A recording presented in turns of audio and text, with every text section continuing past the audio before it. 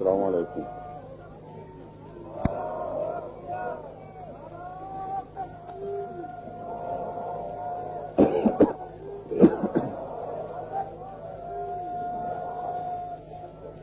أشهد أن لا إله إلا الله وحده لا شريك له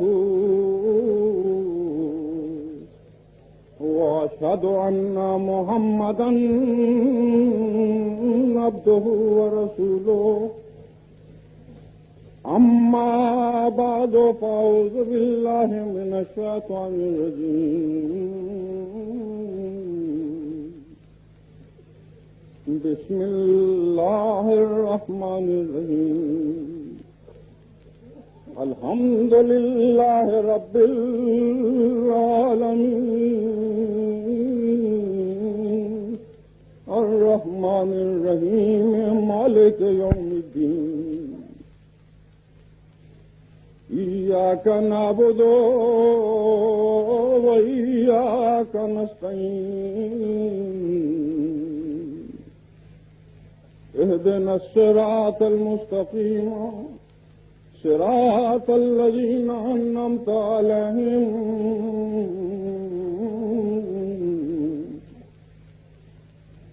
غير المغضوب عليهم ولا الضالين.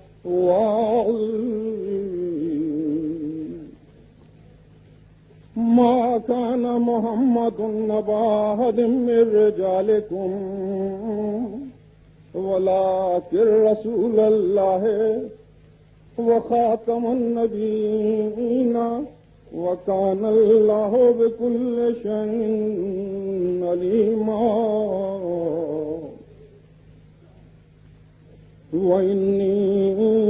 ورثت المال مال محمد فما أنا إلا له المتخير. برادران، السلام علیکم ورحمۃ اللہ وبرکاتہ. جیسا کہ آپ کو بتایا گیا ہے، میرے ذمے یہ موضوع رکھا گیا ہے کہ میں بتاؤں کہ اسلامی تعلیم کی روح سے نبوت کا تصور کیا ہے اور وہ کون سی حقیقت ہے جس کی کسی انسان میں پائے جانے کی وجہ سے اس پر نبی کا لفظ صادق آتا ہے. اور اس بات پر بھی کچھ روشنی ڈالوں کہ بانی سلسلہ حضرت مرزا غلام محمد علیہ الصلوۃ والسلام نے جو دعویٰ فرمایا ہے، آیا اسلامی تعلیمات کے مطابق وہ صحیح ثابت ہوتا ہے؟ اور کیا قرآن اور حدیث اور اسلام کے جو بزرگوں نے پہلے تشریحات نبوت کی ہیں اس کے مطابق آپ کے دعوے کو قبول کیا جا سکتا ہے یا نہیں؟ تو جاننا چاہیے کہ اللہ تعالیٰ نے انسان کو اپنی شناخت اور عبودیت کے لیے پیدا کیا ہے. یہی اس کی پیدائش کی علت پائی اور یہی اس کا مقصود ہے. انسان کی ساری طاقتیں اور سب قوا جو اس کی فطرت میں ودیعت کیے گئے ہیں اور اس کی روح کا سارا شور اور جوش اسی خاطر ہے کہ وہ اپنے خدا کو شناخت کرے اور اس کی عبادت میں ایسا ماب ہو کہ اپنی طاعت کے آئینہ میں اس محبوب حقیقی کا چہرہ دیکھ لے. اور یہ بات ظاہر ہے کہ عبودیت کا مقام انسان کو اس وقت تک حاصل نہیں ہو سکتا جب تک اس کو کامل معرفت اور کامل یقین میسر نہ آ جائے. ایسی معرفت اور ایسا یقین جس کے نتیجے میں شکلی خیالات مر جاتے ہیں اور خدائے بزرگ برتر کی تجلیات اس طرح سے اس کی روح پر ظاہر ہوتی ہیں کہ اس کی عظمت کے خیال اور اس کے جلال کے تصور سے گناہ کا سارا میلان ختم ہو جاتا ہے اور ناپاک خیالات اور گندی چیز کو وہ خدا کے خوف سے توڑ دیتا ہے اور اس کی محبت کے حصول میں نیکی اور تقویٰ کے میدان میں قدم آگے بڑھاتا ہے. یہ معرفت تامہ اور یہ یقین جو گناہ سوز ہوتا ہے محض عقلی تدبیروں اور دماغ کی کاوشوں سے حاصل نہیں ہو سکتا، بلکہ یہ یقین ان روحانی طاقتوں کے ذریعے حاصل ہوتا ہے جو ظاہری حواس کے علاوہ اللہ تعالیٰ نے ماں خدا شناسی کی خاطر انسان کو دے رکھی ہیں، یعنی دل کی آنکھوں کے ذریعے سے جس سے انسان اپنے محبوب کی تجلیات کا مشاہدہ کرتا ہے اور دل کے کانوں کے ساتھ جن کے ذریعے سے انسان خدا کا کلام سنتا ہے. یہ بہت سچی اور پکی بات ہے کہ یقین کامل جس کے بغیر انسان عبودیت کا سبق نہیں سیکھ سکتا اور خدا تعالیٰ کی راہ میں صدق ورزی کا نمونہ نہیں دکھا سکتا اس وقت تک پیدا نہیں ہو سکتا جب تک وہ خدا جو وراء الورا ہے خود اپنی ہستی کو ظاہر نہ کرے اور خود انا الموجود کہہ کر اپنی ہستی اور ذات و صفات کا ثبوت نہ بہم پہنچائے۔ یہی وجہ ہے کہ جہاں اللہ تعالیٰ نے انسان کو عبد بننے کے لیے پیدا کیا وہاں اسے وہ استعداد بھی دی جس کے ذریعہ وہ اپنے خدا کے مکالمہ مخاطبہ سے مشرف ہو سکتا ہے اور اس تشہیری میں جان ڈالنے والا کلام سن سکتا ہے۔ یہ استعداد کمی اور بیشی کے ساتھ ہر انسان کو اللہ تعالیٰ نے عطا کی ہے اور ہر انسان کو اس کی استعداد کے مطابق اور اس کی مرضی کے مطابق جو وہ خدا کی راہ میں دکھاتا ہے اور اس صفائی کے مطابق جو وہ اپنے دل میں پیدا کرتا ہے اس نعمت کو حصہ دیا جاتا ہے۔ اللہ تعالیٰ نے کسی بھی انسان کو اور کسی بھی زمانے کے انسان کو اس استعداد سے اور اس نعمت یعنی مکالمہ مخاطبہ الہیہ کے پانے سے جو اس کی ذات کی معرفت کاملہ کے لیے ضروری ہے محروم نہیں رکھا۔ ہر انسان اپنی اپنی استعداد کے موافق اس نعمت سے حصہ لے سکتا ہے، لیتا ہے اور لیتا رہے گا جب تک ایک بھی انسان دنیا میں موجود ہے اور ایک بھی روح ایسی ہے جو الستو بربکم کے جواب میں بلا کہنے پر آمادہ ہے، مکالمہ مخاطبہ الہیہ کا دروازہ بند نہیں ہو سکتا، کیونکہ اس رحیم و مہربان خدا کی شان کریمی سے بعید اور بہت بعید ہے کہ وہ اپنے بندوں کے دل میں اپنے پانی کی طرف تو رکھ دے اور ان کے سینوں میں اپنی عشق کی آگ کو لگا دے، مگر وہ پانی جس آگ کو بجھا سکتا ہے آسمان سے نازل نہ کرے، اور وہ ذریعہ جس سے عاشقان الہی تسلی پا سکتے ہیں اور یقین کی دولت سے حصہ لے سکتے ہیں وہ ذریعہ بند کر دے۔ حضرت محی الدین صاحب ابن عربی نے کیا خوب فرمایا ہے کہ اگر خدا کی باتیں اور اس کی طرف سے خبروں کا آنا بند ہو جائے تو اس کے عاشق کس طرح سے جی سکتے ہیں، اور وہ غذا جس پر روح کی زندگی کا مدار ہے اس کے بغیر روحیں زندہ کس طرح رہ سکتی ہیں۔ غرض انسان کا روحانی کمال خدا تعالیٰ کی معرفت میں ہے اور اس کمال کے حصول کا ذریعہ خدا کی پاک ہوئی ہے جس کی پانی کی استعداد اللہ تعالیٰ نے ہر انسان کی خدمت میں رکھی ہے، بعد میں کم اور بعد میں زیادہ، اور ہر انسان جو اپنے نفس کی استعدادوں کو ضائع نہیں ہونے دیتا اور اسے نفسانی خواہشات کی مٹی میں ملنے سے بچاتا ہے اپنی اپنی استعداد کے مطابق اس نعمت سے حصہ پا سکتا ہے۔ پھر جیسا کہ قرآن کریم سے ثابت ہوتا ہے اس کمال کو حاصل کرنے والے 4 قسموں میں منقسم ہوتے ہیں اور 4 مراتب کمال میں سے کوئی ایک مرتبہ اللہ تعالیٰ کے فضل سے حاصل کر لیتے ہیں۔ پہلا مرتبہ ان مراتب کمال میں سے صالحیت کا درجہ ہے، جبکہ انسان محض للہ اپنی طاقتوں کو ضائع ہونے سے بچاتا ہے اور تقوی کی راہ پر قدم مارتا ہے تو اسے صالحیت کا مقام حاصل ہو جاتا ہے۔ اس کے اوپر دوسرا درجہ شہیدیت کا ہے جس میں انسان کی پاک صلاحیتیں اور بھی زیادہ اجاگر ہوتی ہیں اور انسان اپنے نفس کی قربانی سے خدا تعالیٰ کی تجلیات کا مشاہدہ کر لیتا ہے۔ اس سے اوپر صدیقیت کا مقام ہے جو ان لوگوں کو حاصل ہوتا ہے جو خدا تعالیٰ کی راہ میں اور اس کی محبت میں ہر درجہ صدق کا نمونہ دکھاتے ہیں، اور اس سے اوپر نبوت کا مقام ہے یہ ان لوگوں کو حاصل ہوتا ہے جو فانی باللہ ہونے کے لحاظ سے سب سے اوپر اور سب سے بڑھ کر ہوتے ہیں اور بحر توحید میں غرق ہو کر آسمانی اسرار اور الہی معارف کے موتی حاصل کرتے اور نوع انسان کو اس دولت سے حصہ دیتے ہیں۔ تحقیق کی روح سے سچا مذہب وہی ہو سکتا ہے جو یقین کامل پیدا کر کے انسان کو خدا کا چہرہ دکھا سکے اور انسان کے نجات کا ذریعہ بن کر اسے ان روحانی مراتب کے حصول کی راہ پر چلائے اور مکالمہ مخاطبہ الہیہ سے مشرف کر کے ان کے دلوں کو پاک کر سکے۔ اور اس بات میں کمال انہی لوگوں کو حاصل ہوتا ہے جنہیں انوار و برکات نبوت سے کامل حصہ ملتا ہے، اور اس قسم کی نجات کا دعویٰ صرف اور صرف اسلام کو ہے، اور یہی ایک سچا دین ہے کہ وہ انسانوں کو ان مراتب علیہ تک پہنچا سکتا ہے، جیسا کہ خدا تعالیٰ فرماتا ہے بلا من اسلم وجہہ للہ وہو محسن فلہ اجرہ عند ربہ ولا خوف علیہم ولا هم یحزنون، کہ جو شخص اپنے وجود کو خدا تعالیٰ کی امانت سمجھتا ہے اور پھر یہ امانت خدا کے سپرد کر دیتا ہے اور پھر ان تمام طاقتوں کو جو اللہ تعالیٰ نے اسے دے رکھی ہیں محض للہ اطاعت میں صرف کرنے لگتا ہے تو اسے اسی دنیا میں اللہ تعالیٰ کی تجلیات کا مشاہدہ کرا دیا جاتا ہے، اسی دنیا میں اس کا بڑا اجر یعنی اس کا خدا اسے مل جاتا ہے،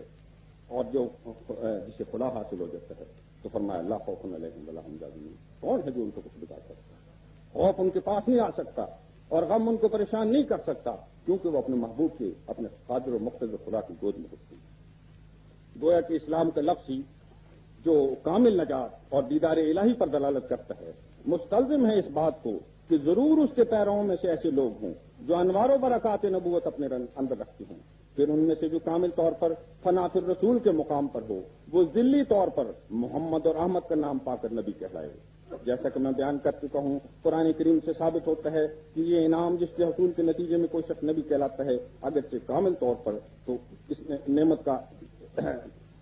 کامل طور پر تو یہ انعام نبیوں کو حاصل ہوتا ہے، لیکن تھوڑا بہت حصہ اس نعمت کا اسلام کے سچے پیروں میں سے ہر ایک کو اس کی استعداد کے مطابق اللہ تعالیٰ کی طرف سے عطا کیا جاتا ہے. جیسا کہ اللہ تعالیٰ فرماتا ہے ان الذین قالوا ربنا اللہ ثم استقاموا تتنزل علیہم الملائکۃ،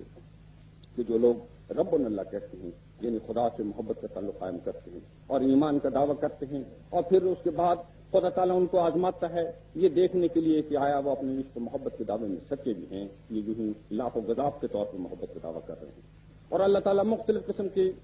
ابتلاؤں میں اور امتحانوں میں ان کو ڈالتا ہے، اور عجیب خوفناک قسم کی آندیاں چلتی ہیں جو معلوم ہوتا ہے کہ ان کو تباہ کر دیں گی، لیکن وہ کسی بھی حال میں اپنے خدا کو چھوڑنے کے لیے اور اس کے دامن کو اپنے ہاتھ سے جانے دینے کے لیے تیار نہیں ہوتے. جب استقامت میں حد تک پہنچتے ہیں تو خدا فرماتا ہے تتنزل علیہم الملائکۃ، آسمان سے خدا اپنے فرشتے ان پر نازل کرتا ہے جو خدا کا پاک کلام ان کے لیے لے رہتے ہیں. تو یہ نعمت جیسا کہ قرآن کریم کی آیت بتا رہی ہے، ہر کامل مومن کو جو محمد مصطفیٰ صلی اللہ علیہ وآلہ وسلم کی پیروی کرتا ہے اور آپ سے محبت کا تعلق قائم کرتا ہے خدا کی خاطر اور خدا کی رضا کو حاصل کرنے کی خاطر، اس کو اس نعمت میں سے جس کا کمال کسی شخص کو نبی بناتا ہے ہر مومن کامل کو سوچنے سے حصہ ملتا ہے.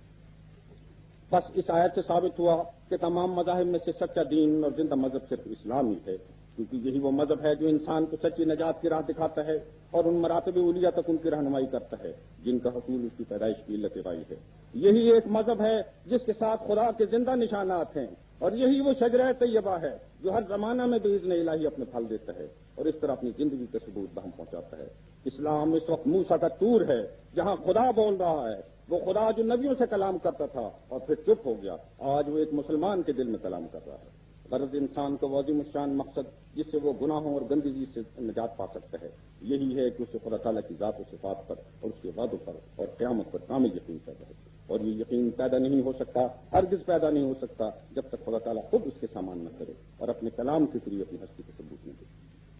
یہ سچ اور بالکل سچ ہے کہ وہ دل ایک مردہ دل ہے اور وہ انسان حقیقتی انسانیت سے بہت بڑی دور ہے، جس کے اندر خدا تعالیٰ کی محبت اور اس کے مکالمہ کے پانے کا شوق نہیں، اور وہ دین بھی سچا دین نہیں قرار پا سکتا، اور وہ نبی بھی خدا کی طرف سے نہیں جو اپنے پیروں میں خدا تعالیٰ کی ذاتی محبت کے پانے اور اس وراء الورا ہستی اور اس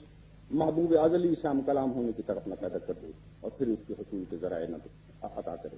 بس کیونکہ ممکن ہے کہ اسلام جو دین کامل ہے اور آن حضرت صلی اللہ علیہ وآلہ وسلم جو اپنی فیض رسانی اور شفاعت میں سب سے کامل ہیں اپنے متبعین کے لیے اس نعمت کے حصول کی راہ بند کر دیں. یہ انہی لوگوں کا خیال ہو سکتا ہے جن کے دل مردہ ہیں اور جنہوں نے اسلام کے سچے اور قدرتوں والے خدا کو شناخت نہیں کیا اور جو ہمارے سید و مولا ہمارے آقا محمد مصطفیٰ صلی اللہ علیہ وسلم کے بلند مقام کا کچھ بھی ادراک نہیں رکھتے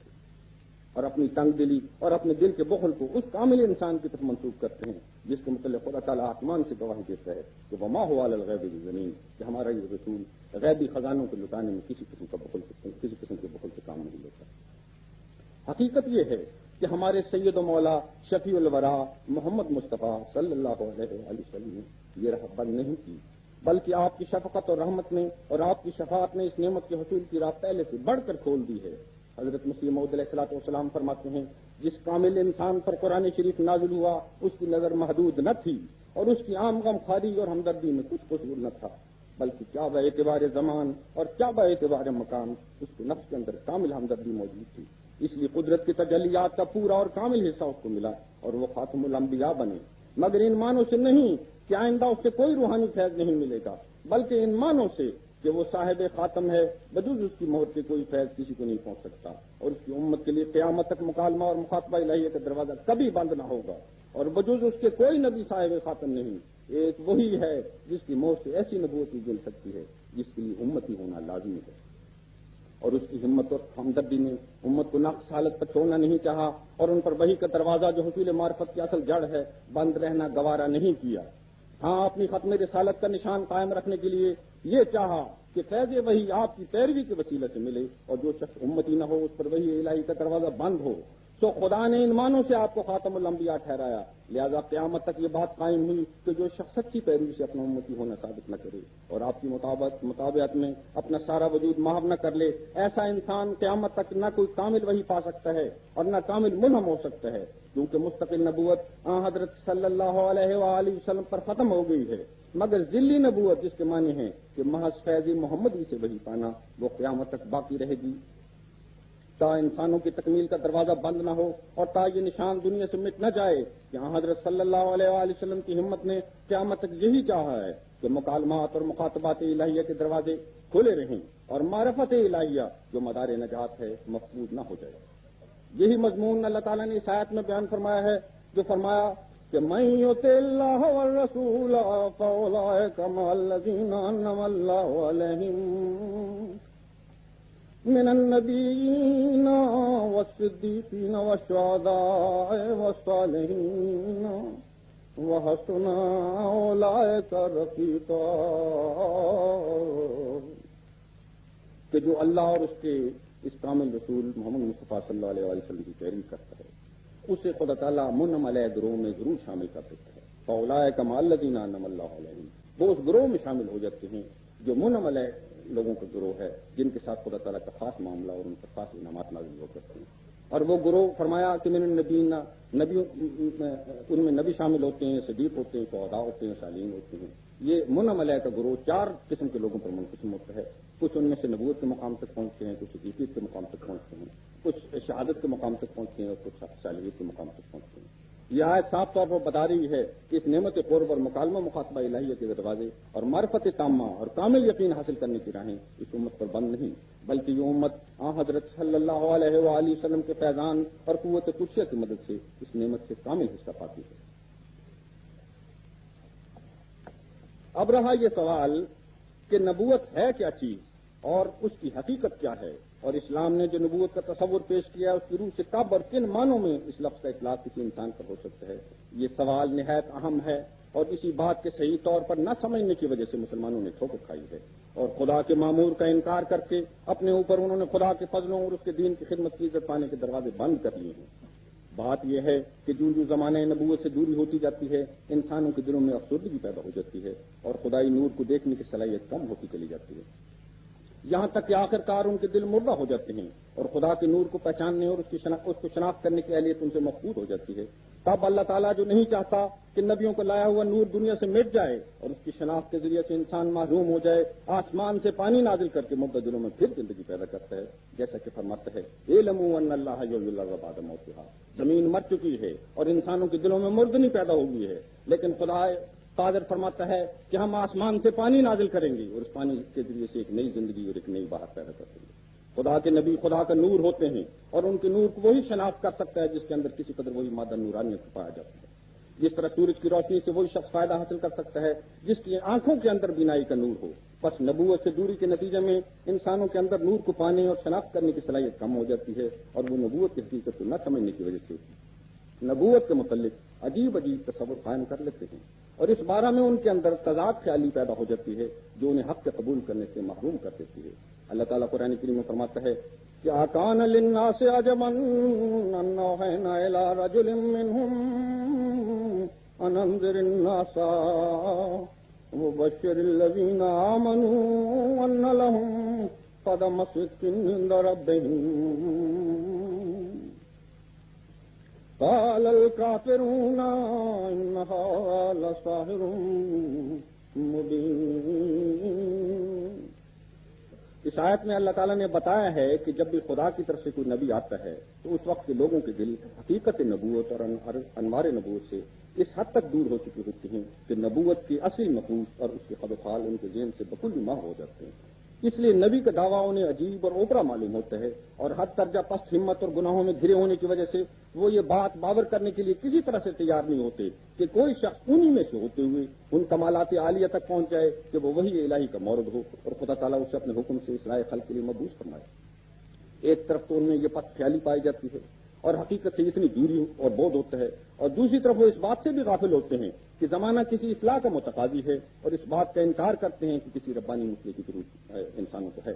چنانچہ موجودہ زمانہ میں مسلمان کہلانے والوں کے اندر بھی اسی قسم کی عجوبہ پسندی کے خیالات پیدا ہو گئے ہیں، اور نبوت سے متعلق انہوں نے ایسا تصور قائم کر لیا ہے جو قرآن کریم کے بیان کردہ حقائق سے کسی طرح بھی مطابقت نہیں رکھتا۔ ان کا تصور نبوت کے متعلق کچھ اس قسم کا ہو گیا ہے گویا کہ نبی کوئی مافوق البشریت حقیقت رکھتا ہے اور انسانی حالات اور حوائج سے بالا ہوتا ہے، حالانکہ یہ سب تصورات غلط اور قرآن تعلیم کے خلاف ہیں۔ چنانچہ سورۃ یونس کی مندرجہ بالا آیت میں اللہ تعالیٰ نے نبی کی جو حقیقت بیان کی ہے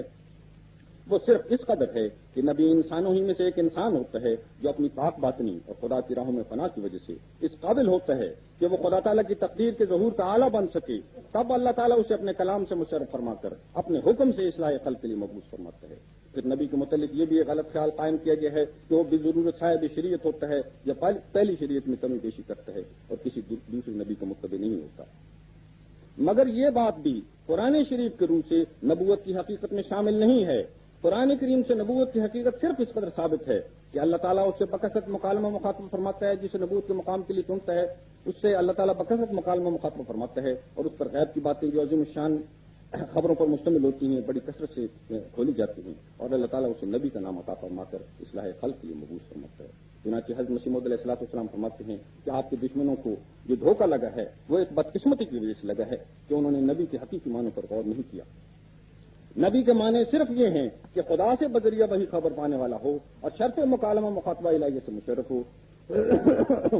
شریعت کا لانا اس کے لیے ضروری نہیں، اور نہ یہ ضروری ہے کہ صاحب شریعت نبی کا تابع نہ ہو۔ بس قرآن کریم پر غور کرنے سے نبی کا جو تصور قائم ہوتا ہے وہ صرف اس قدر ہے کہ نبی خدا کے عاشقوں میں سے ایک نہایت اعلیٰ درجہ کا یکرنگ عاشق ہوتا ہے جو خدا کی رضا کی خاطر اپنی تمام مرضیات پر موت وارد کر لیتا ہے اور اس کے پیوند کی خاطر ہر ایک سے تعلق توڑ لیتا ہے، اور ہر حال میں اور ہر وقت اسے اپنے مولا کی رضا مطلوب ہوتی ہے۔ وہ اس کی محبت میں فنا ہو کر اس کے حسن کا مشاہدہ کرتا ہے اور باہر توحید میں غرق ہو کر اس پاک ذات سے عرفان حاصل کر لیتا ہے۔ اللہ تعالیٰ کی عظمت اور جلال اس پر اس طرح مستولی ہو جاتے ہیں کہ اس کے آگے، اس قدیر ہستی کے آگے اسے ہر چیز بے حقیقت اور باطل نظر آتی ہے۔ خدا کا خوف ہر وقت